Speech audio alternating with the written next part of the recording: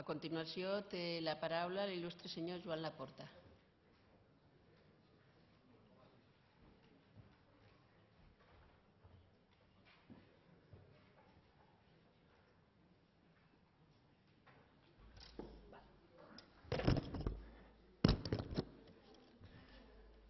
Bé,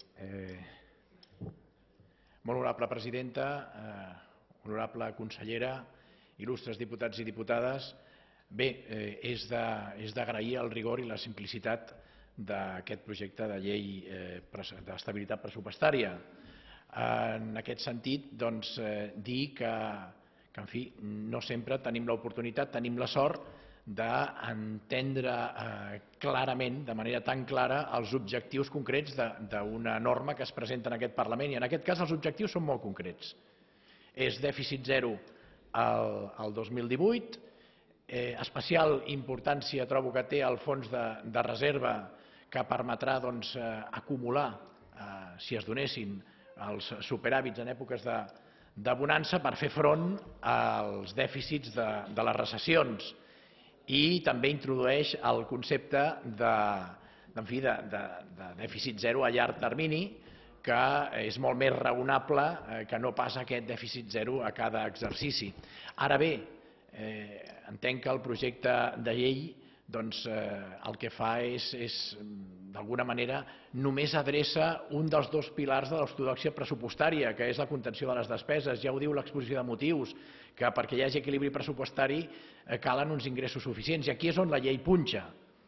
Catalunya no disposa de la capacitat per recaptar i gestionar els seus impostos i aleshores ens trobem que està condemnada a acceptar allò que el govern d'Espanya disposi a favor de Catalunya. I, per tant, aquí estem condemnats. Parlar de normes fiscals quan només es té poder sobre la despesa i no es té cap poder sobre els ingressos, realment el que estem parlant és d'ajustar aquestes despeses a uns ingressos insuficients que ens venen imposats i, per tant, és estar parlant d'assolir el dèficit zero a cada exercici. Malauradament és la situació de la Generalitat de Catalunya. Entenc que un govern no fa cap sentit que emeti deute si ens trobem que no té les fonts d'ingressos propis per garantir aquest deute. Per tant, penso que sense poder d'estat, sense tenir la capacitat per recaptar i gestionar els nostres impostos, aquesta llei, que està molt ben feta, té molt poca transcendència. En qualsevol cas, si seguim tenint un finançament insuficient, estem abocats a que no tinguem superàvits en èpoques de vaques grasses i ens trobem amb haver de realitzar dràstiques retallades en èpoques de vaques magres. En qualsevol cas, i sense deixar de fer constar que aquesta forma de governar comença a ser preocupant perquè ens trobem que es parla molt d'aprimament, d'austeritat i d'agilització, però no es parla d'eficiència i que, a més, s'està parlant sempre de la contenció de la despesa, però no es té capacitat per parlar dels ingressos que s'han de generar.